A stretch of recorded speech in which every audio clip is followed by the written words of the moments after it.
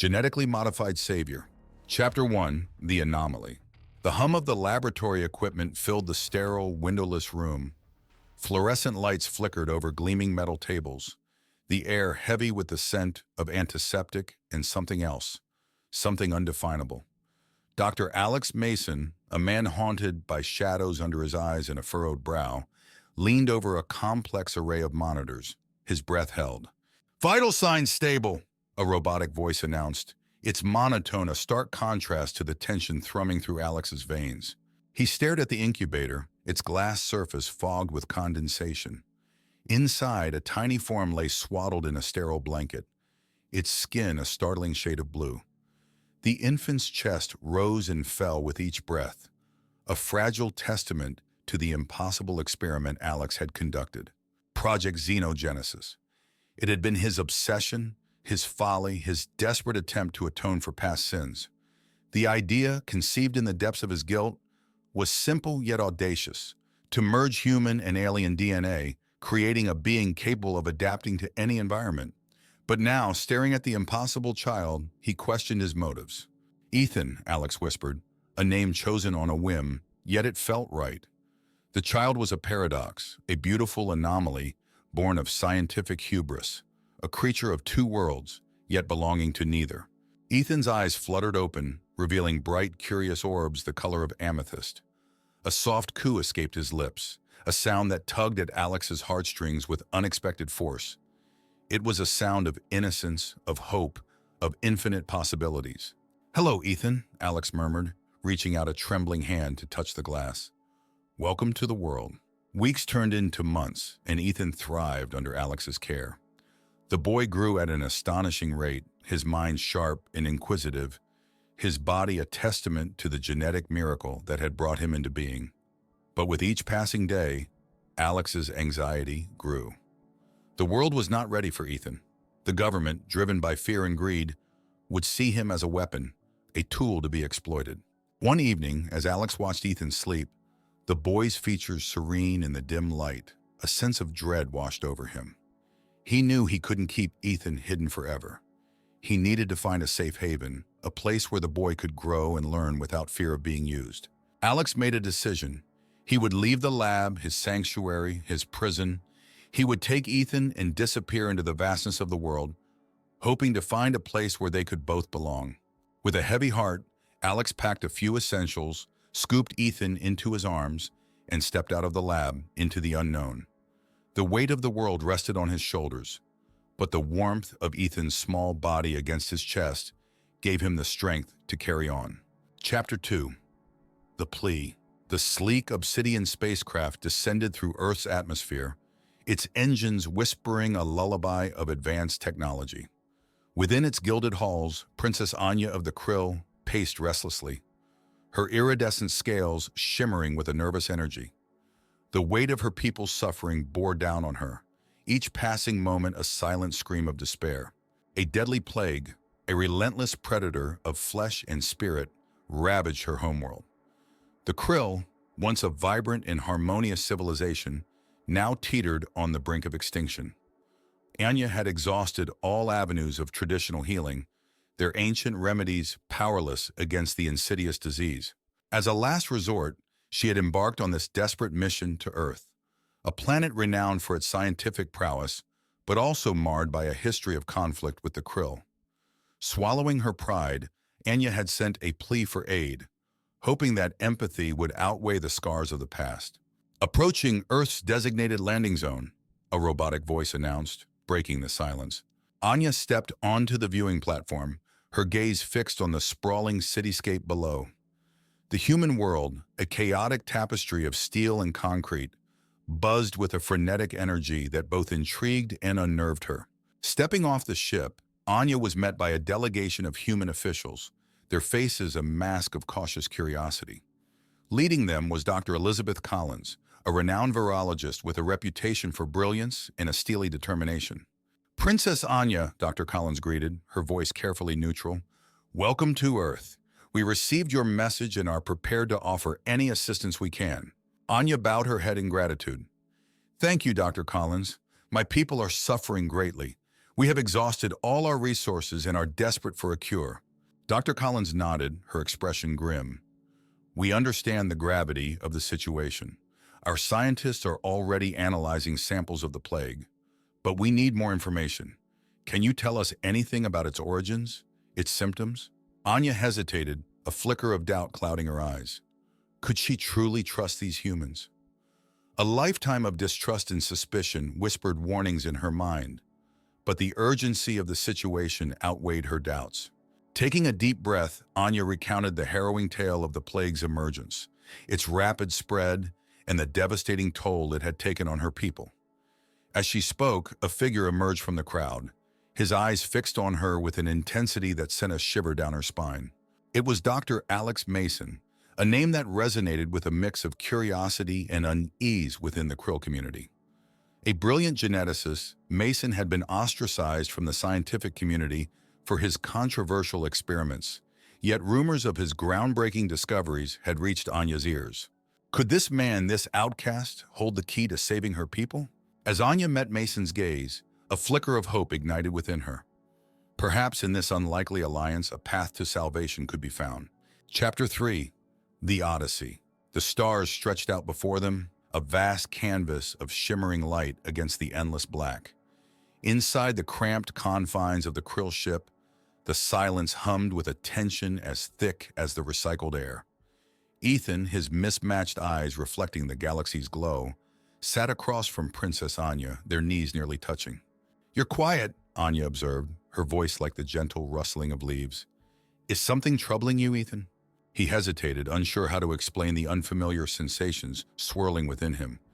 "It's different," he finally replied, his voice a low rumble. "Being around you, I feel connected." Anya tilted her head, her iridescent scales catching the faint light. "Connected? Like our minds are touching," Ethan explained, searching for the right words. "I can almost hear your thoughts, your feelings." A surprised expression flickered across Anya's face. "That's unusual. Our species are not known for telepathic abilities. Maybe it's because I'm not entirely of your species," Ethan said with a wry smile. A moment of silence hung between them, heavy with unspoken questions and a growing sense of intrigue. Anya reached out, her hand hovering over Ethan's. "May I?" she asked softly. Ethan nodded, his heart pounding in his chest. Anya's cool touch sent a jolt through him, a spark of electricity that ignited a deeper connection between them. "It's true," Anya whispered, her eyes widening with wonder. "I can feel your thoughts, your emotions." A wave of shared understanding washed over them, a silent symphony of empathy and curiosity. In that moment, the barriers of species and culture melted away, leaving only a raw, unfiltered connection. The journey to the Krill homeworld was fraught with challenges. The ship encountered unexpected solar flares, hostile alien patrols, and the ever-present threat of mechanical failure. Through it all, Ethan and Anya relied on their newfound bond, their minds working in tandem to overcome each obstacle. Anya taught Ethan about the Krill, their history, their customs, their hopes and fears. Ethan in turn shared tales of Earth, of humanity's triumphs and failures, of the beauty and chaos of his world. Their conversations were a bridge between two vastly different cultures, a testament to the power of shared experience and understanding. As the days turned into nights, their connection deepened, evolving into a symbiotic relationship where their thoughts and feelings intertwined like the roots of ancient trees. Ethan found solace in Anya's calm wisdom, her unwavering belief in him bolstering his own confidence. Anya, in turn, discovered a strength within herself she hadn't known existed, a resilience inspired by Ethan's unwavering optimism and determination. As they neared their destination, the weight of the impending crisis settled upon them. The plague awaited, a monstrous shadow looming over the Krill homeworld. Yet in the depths of their shared bond, a spark of hope remained. Together they might just find a way to overcome the darkness. Chapter 4. The Crucible. The Krill homeworld, a vibrant tapestry of bioluminescent flora and towering crystal formations, shimmered beneath a pale blue sun. Yet, beneath this ethereal beauty, a shadow of despair loomed. The once bustling cities now echoed with the hushed whispers of the sick and dying, their vibrant scales dulled by the relentless plague. Ethan and Anya stepped off the ship, their hands instinctively reaching for each other, their symbiotic bond a lifeline in this unfamiliar and hostile environment. The Krill Council, a gathering of elders and leaders, awaited their arrival, their faces etched with a mixture of hope and skepticism. Whispers of dissent rippled through the crowd, fueled by the extremist faction's distrust of humans. "Welcome, Princess Anya," Elder Kale greeted, his voice raspy with age and worry. "We are grateful for your efforts, but the situation is dire. Many doubt the wisdom of involving outsiders." Ethan felt Anya's resolve harden, her mental presence a beacon of unwavering determination. "We have no choice," she replied, her voice ringing with authority. "Ethan is our only hope." The council members exchanged uneasy glances, their doubts palpable in the air. "We have heard of your unique abilities, Ethan," Elder Kale said, his eyes narrowing with suspicion. "But can we truly trust a hybrid, a creature born of two worlds?" Ethan met the elder's gaze, his own eyes burning with a quiet intensity. "Trust is earned, not given," he said. "Judge me by my actions, not my origins." As Ethan spoke, a tremor shook the ground, a low rumble that echoed through the council chamber. The air crackled with an ominous energy, and a sense of unease settled over the room. Suddenly, the doors burst open, revealing a figure cloaked in darkness. It was Dr. Helena Blackwell, her face a mask of cold calculation, her eyes gleaming with a sinister light. "Alex," she hissed, her voice dripping with venom, "I knew you couldn't resist playing God." Alex stepped forward, his face pale but resolute. "Helena, what are you doing here?" "I came for my creation," Blackwell replied, her gaze fixed on Ethan. "He is the key to unlocking the secrets of genetic manipulation, the ultimate weapon in the war for survival." A wave of fear rippled through the council chamber, the tension escalating with each passing moment. Ethan felt Anya's hand tighten around his, their symbiotic bond a shield against the encroaching darkness. "You will not have him, Anya declared, her voice echoing with the strength of 1,000 warriors. "He is our savior, not your weapon." The air crackled with unspoken threats, the lines drawn in the sand. A battle for Ethan's fate, for the future of the Krill, was about to begin. Chapter 5, The Reckoning. The air crackled with tension as Ethan raced against time, his makeshift lab a whirlwind of activity. Vials clinked, solutions bubbled, and the steady beep of monitors echoed through the cramped space. In his hands, he held the key to the Krill's salvation, a shimmering serum derived from his own unique genetic code. "It's working," Alex whispered, his eyes glued to the microscopic slides. "The plague cells are disintegrating on contact." A wave of relief washed over Ethan, but it was quickly replaced by a gnawing sense of unease. The cure came at a steep price. Extracting the necessary genetic material had weakened him, draining his vitality. Each vial of serum represented a sacrifice, a piece of himself given up for the greater good. "How much longer?" Anya's voice, laced with worry, echoed through his mind, their telepathic connection now a lifeline in the storm. "Almost," Ethan replied, his thoughts heavy with the burden of his choice. "But the cost is high." Suddenly alarms blared, shattering the fragile hope that had bloomed in the lab. The doors burst open, revealing a squad of armed guards, their faces obscured by helmets. Behind them stood Blackwell, her eyes burning with a feverish intensity. "Step away from the boy," she commanded, her voice amplified by a loudspeaker. "He is property of the Earth Federation, and you are interfering with vital research." Alex stepped forward, his voice shaking with anger. "You have no right to be here. Ethan is not a weapon, he's a savior." Blackwell sneered, her lips curling into a cruel smile. "Don't be naive, Alex. He's an anomaly, a genetic goldmine waiting to be exploited. You created him, but I will control him." Ethan felt Anya's fear and rage surging through their bond. He knew this was his fight, his choice. He could surrender to Blackwell, become a lab rat for her twisted experiments, or he could stand his ground, embrace his destiny, and risk everything for the Krill. Taking a deep breath, Ethan stepped forward, his eyes locking with Blackwell's. "You will not have me," he declared, his voice resonating with a newfound strength. "I belong to no one but myself." With a swift movement, Ethan shattered the vial of serum in his hand, the precious liquid splashing across the floor. A collective gasp filled the room as the guards raised their weapons, but Ethan remained unfazed. "The cure is lost," Blackwell hissed, her voice filled with fury. "You have doomed your people."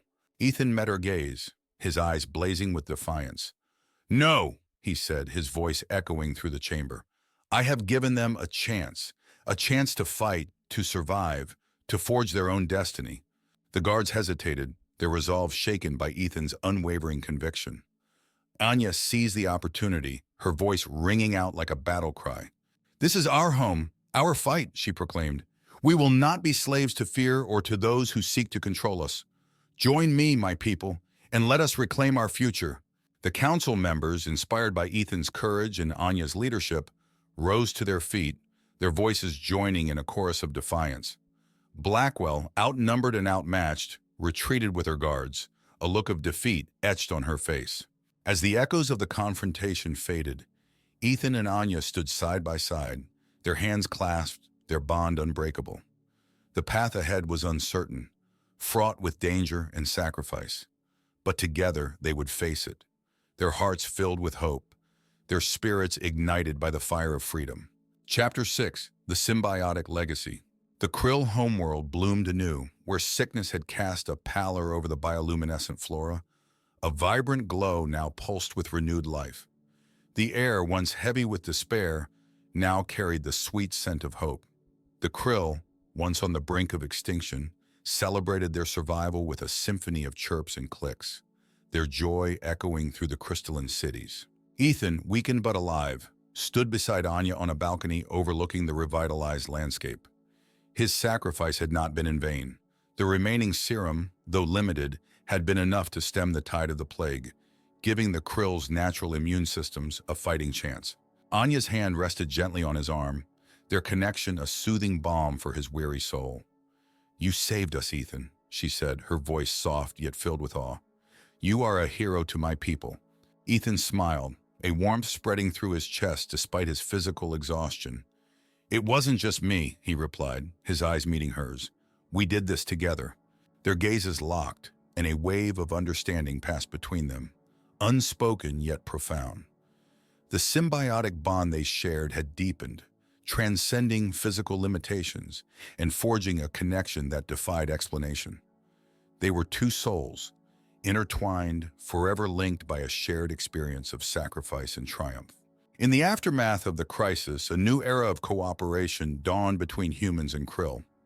The prejudice and suspicion that had plagued their interactions for centuries began to fade, replaced by a mutual respect and a desire for shared knowledge. Alex, burdened by the weight of his past actions, found solace in working alongside Krill scientists, their combined expertise accelerating the development of new treatments and preventative measures against future threats. He vowed to use his knowledge for the betterment of both species, his guilt fueling a renewed commitment to ethical genetic research. Anya, her leadership strengthened by the crisis, guided her people into a brighter future. She established new trade routes with Earth, fostering economic growth and cultural exchange.